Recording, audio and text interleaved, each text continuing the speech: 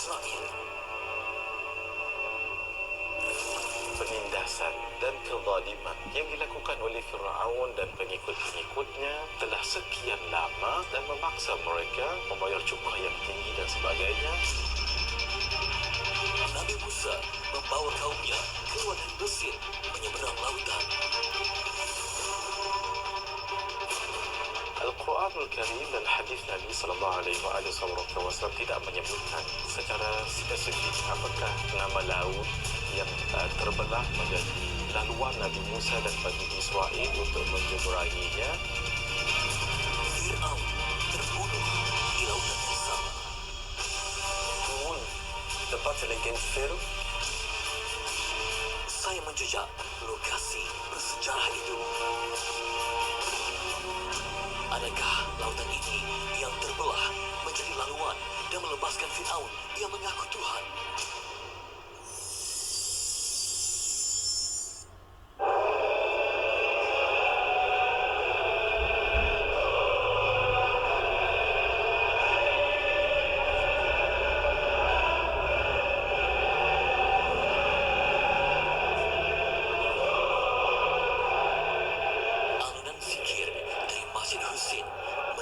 Saya kembali ke dalam masjid itu.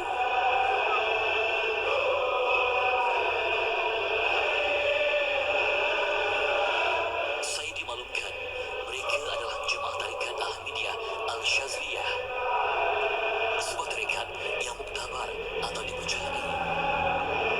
Pengasasnya Abu Al-Hasan Al-Shazli, seorang ulama sufi dari Maroko. Pengamal tarikat ini terdapat di seluruh dunia hingga ke Amerika Syarikat.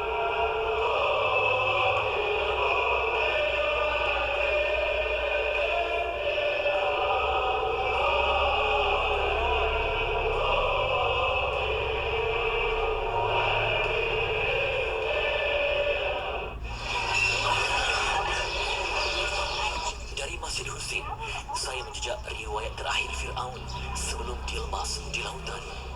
Fir'aun melupakan janji-janjinya setelah Mesir diselamatkan oleh Nabi Musa alaihissalam melalui doa baginda.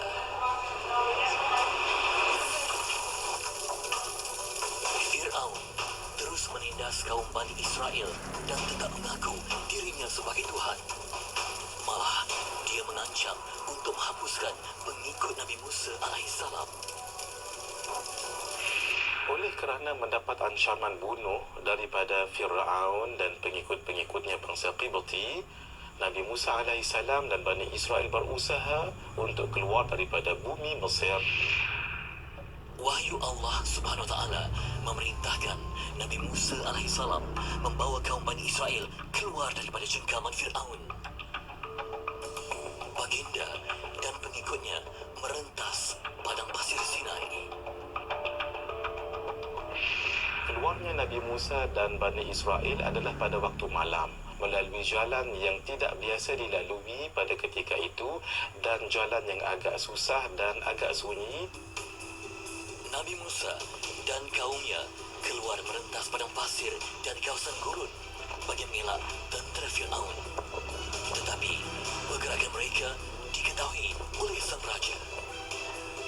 The king said, I killed the Israel and went behind them. Fir'aun dengan pantas menggerakkan tenteranya di setiap kota sekitar Mesir. Dia percaya mengesan Nabi Musa dan Bani Israel yang tersekat di gigi lautan.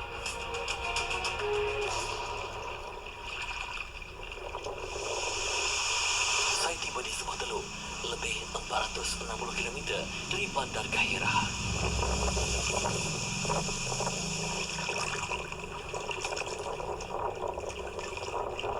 Ada pendapat yang mengatakan bahawa Nabi Musa alaihissalam pernah melintasi kawasan ini antara Nuwaibah dan juga Tabuk dalam peristiwa kemukjizatan tongkatnya membelah lautan. Teluk ini dikenali sebagai Aqabah. Ia bersambung dengan Laut Merah di sebelah selatan. Teluk Aqabah memisahkan Mesir dengan jirannya Arab Saudi. firman Allah dalam surah Asy-Syu'ara ayat 52. Dan kami wahyukan kepada Musa, pergilah di malam hari dengan membawa hamba-hambaku, yakni Bani Israel, kerana sungguhnya kamu sekalian akan disuli.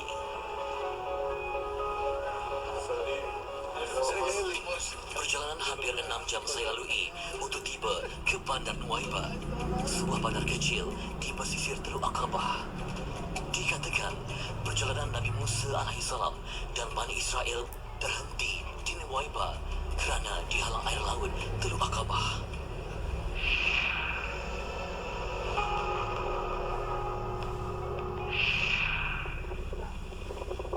Pengkaji barat berpendapat peristiwa laut terbelah berlaku di perairan Nuwaiba. Antara pengkaji itu ialah Dr. Leonard Moller, seorang saintis dari Sweden. Nuwaiba dihuni lebih 18,000 penduduk. Majoriti mereka adalah kaum Badui.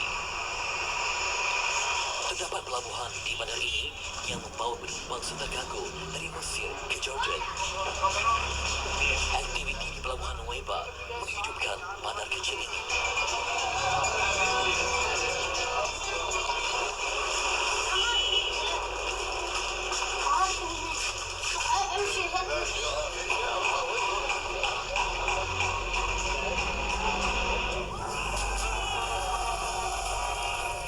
Firman Allah dalam surah Asy-Syu'ara ayat ke-60 bermaksud, maka Fir'aun dan bala tenteranya dapat menyusuli mereka di waktu matahari terbit. Allah Azza wa Jalla yang memerintahkan Nabi Musa untuk membawa Bani Israel keluar daripada bumi Mesir untuk mengelakkan daripada berterusan ditindas dan dizalimi oleh Fir'aun dan kaum Qibti ketika itu. Fir'aun menggerakkan bala tenteranya di setiap bandar untuk membunuh Nabi Musa alaihissalam dan Bani Israel. Sebaik terbit matahari, tentera Fir'aun berjaya mengesan lokasi Nabi Musa dan kaumnya. Yang mengikut Nabi Musa untuk bersetuju keluar daripada Mesir itu adalah pertama orang-orang yang beriman kepada Nabi Musa alaihissalam, dan yang kedua orang yang walaupun imannya tidak kuat tetapi merasakan diri untuk keluar daripada penindasan, tetapi ada juga yang tinggal di Mesir tidak mengikut Nabi Musa alaihissalam. Teluk Aqabah sebahagian daripada Laut Merah. Ia menjadi laluan utama kapal-kapal dari Laut Merah menuju ke selatan Jordan atau pelabuhan di barat Arab Saudi. Dipercayai teluk inilah yang menyekat perjalanan Nabi Musa alaihissalam bersama kaumnya Bani Israel.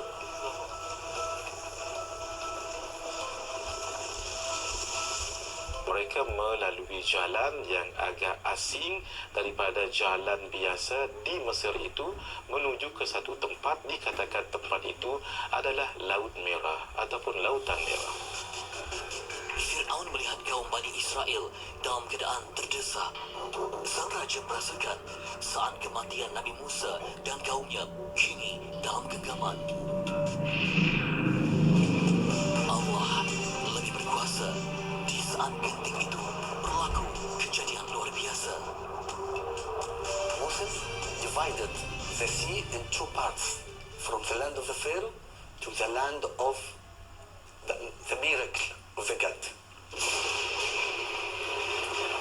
Allah perintahkan Nabi Musa alaihissalam memukul air laut dengan tongkatnya.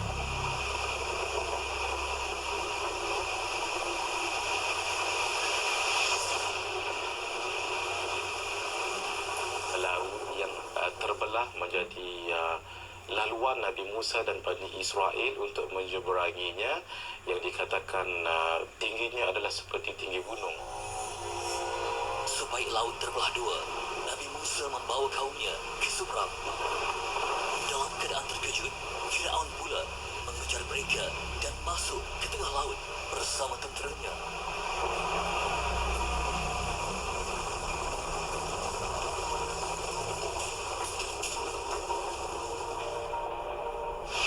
Moses with the oracle of the God. As we know from the Holy Quran, he won the battle against Pharaoh. He went forth from Egypt. Setelah Nabi Musa dan kaumnya selamat menyeberang, air laut dengan batas menelan Fir'aun serta tenteranya.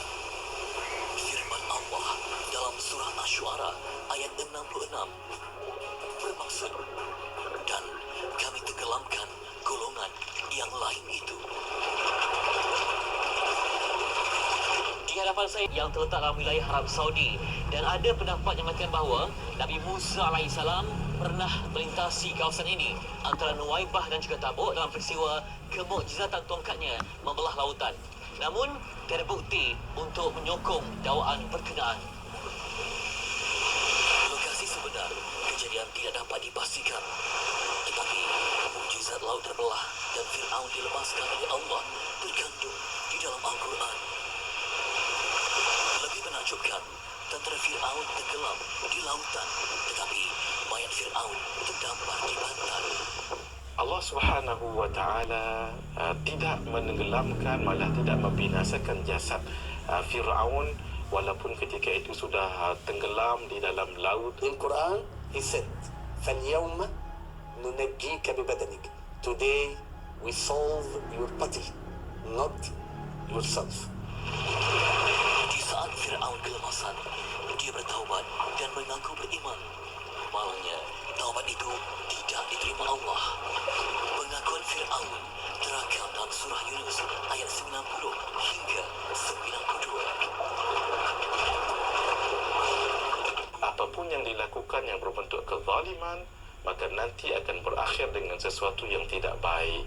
Dan ini adalah antara sebab kenapa jasad Firaun itu masih lagi boleh dilihat sampai sekarang ini, untuk menjadi pengajaran besar kepada umat dan kepada orang yang datang selepas itu. Jika benar, Ramses kedua adalah Fir'aun zaman Nabi Musa AS, sesungguhnya dia telah membunuh anak-anak yang baru lahir, menindas golongan yang lemah, mengaku dirinya Tuhan, tetapi gagal mengelak bencana alam. Dan di saat kematian pula, taubatnya ditolak oleh Allah Subhanahu wa taala.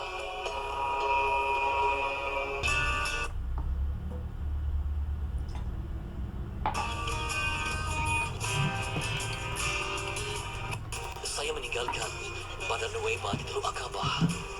Teluk Aqabah adalah sebahagian daripada Laut Merah.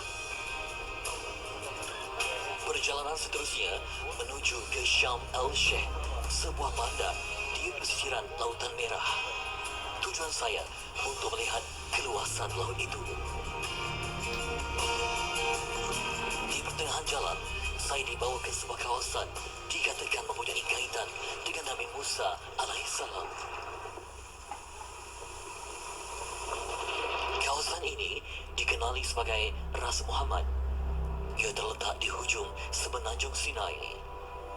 Ras Muhammad berada di tengah-tengah antara Teluk Aqabah dan Teluk Suez yang mengalir masuk ke Lautan Merah. Oleh itu, Ras Muhammad dikenali sebagai lokasi pertemuan dua laut.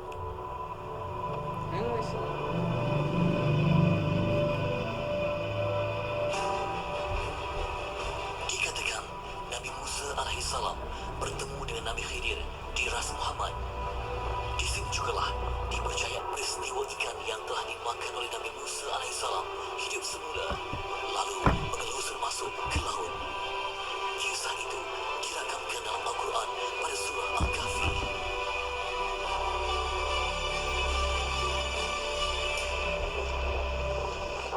Jejak Rasul pernah merakamkan lokasi Ras Muhammad lebih 20 tahun yang lalu. Hari ini, suasananya sangat berbeza. Dipenuhi pohon bakau, Ras Muhammad digesetkan sebagai taman negara dan sebagai kawasan lindungan hidupan marin serta terumbu karang.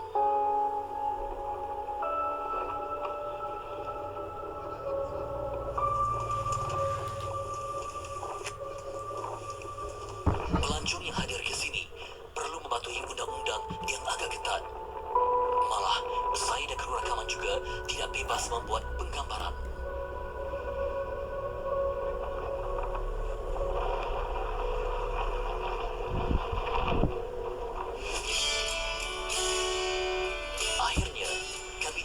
Bandar Sham el-Sheikh, pusat peranginan paling sibuk ketika musim panas di Mesir.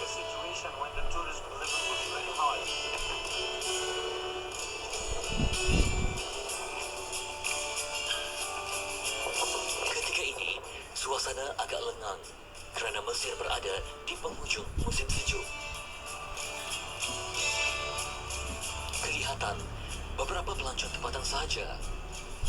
Semasa musim panas, bandar ini dipenuhi warga asing, khususnya dari Jerman, United Kingdom dan pelancong Israel.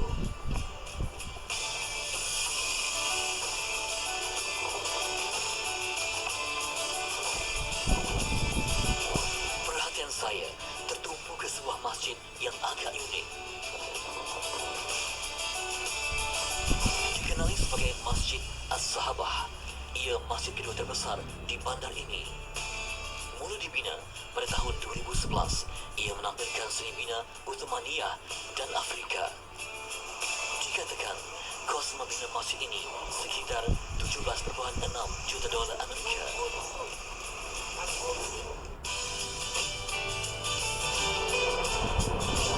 Laut Merah dikongsi bersama 5 buah negara, iaitu Mesir, Sudan, Eritrea, Arab Saudi dan Yaman.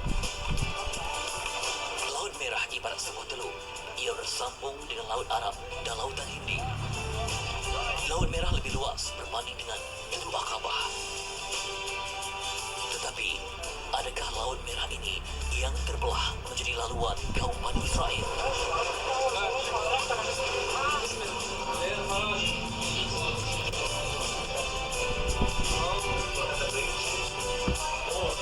Bot-bot pelancong tidak berlayar jauh ke tengah lautan untuk mengelak tersasar hingga melepasi sempadan perairan negara lain. Pelancong dibawa ke kawasan terumbu karang bagi menikmati keindahan dunia dasar laut tanpa perlu menyelam. Purata kedalaman Laut Merah sekitar 50 meter. Namun di tengah laut, kedalamannya mencapai hingga 250 meter.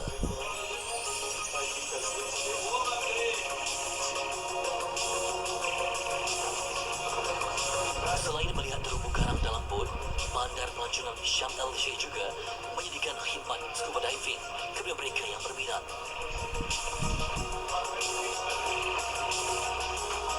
Tiada kepastian di mana lokasi sebenar peristiwa Nabi Musa membelah laut. Namun setelah berlayar di Lautan Merah, firasat saya cenderung mengatakan peristiwa itu mungkin berlaku di sekitar Teluk Aqabah.